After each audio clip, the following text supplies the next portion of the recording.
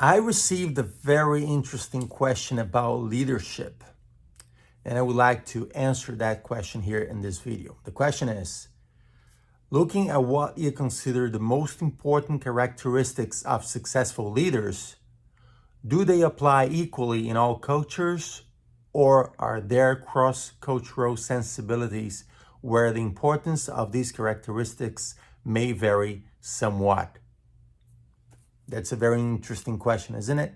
So, Steve Harwood is the one who sent me that question, and he's asking me what I perceive as the most important characteristics of successful leaders and if they vary from culture to culture. So let me answer that.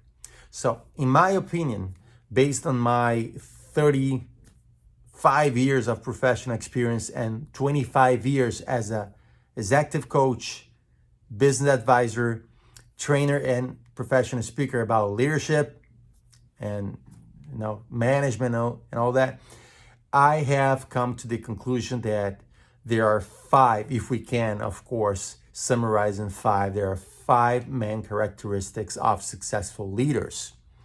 And it's not any coincidence that these characteristics are also the same ones of very successful people in general. So let's go to them. The first characteristic is, let's call them forces or qualities, okay? The first quality is identity. Very successful leaders have this strong identity. They have personality, they have authenticity. They are perceived as authentic, trustworthy. They are perceived as original, as someone who really stands for something and is not a copy of anyone else. So true successful leaders have this strong identity of authenticity and truth in everything they do. So, and that's how they start building trust, which is a very important element in leading people, right? If they trust you. How you build trust, the first and foremost important element is if you have this identity that is perceived as authentic, truthful, and someone you can really rely on. Okay, so this is the first thing. The second characteristic or quality successful leaders have is vision, inspiring vision. They are able to build and communicate this inspiring vision of the future, where they want to go, what they want to achieve. They are able to envision the future very clearly and communicate that to their teams. So your capacity, your ability to build a vision for the future, very crystal clear, and communicate that vision to your teams. The third crucial quality successful leaders have is constructive communication. They are able to communicate in a constructive manner. They're able to really address every issue in a constructive way. They're able to give feedback for good performance or for bad performance in a motivational, evolutional, constructive way. So they're able to really use communication in a way they're always building relationships, building results, building motivation. So they are inspiring and challenging people in a good way to evolve. So communication, constructive communication, is a very important quality successful leaders have.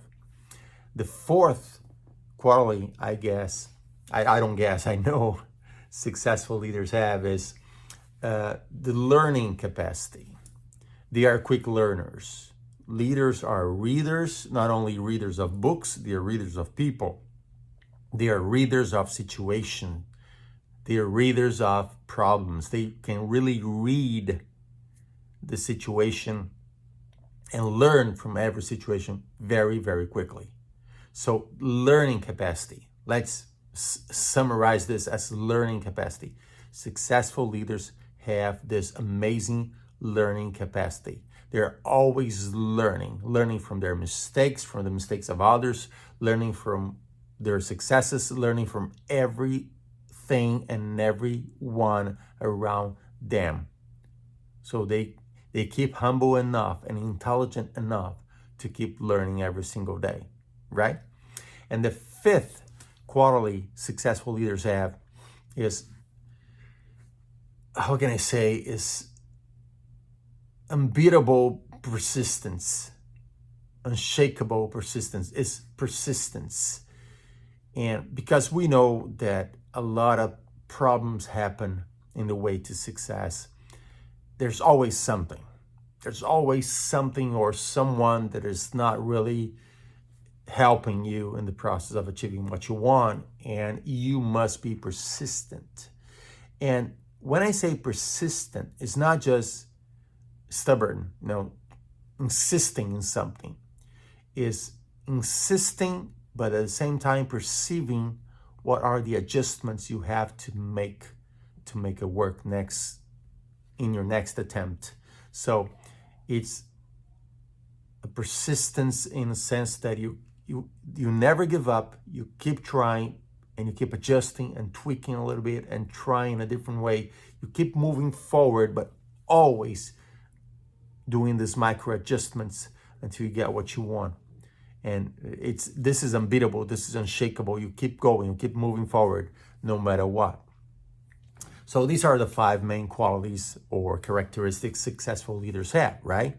Authentic identity, inspiring vision, constructive communication, learning capacity, and intelligent persistence, let's say.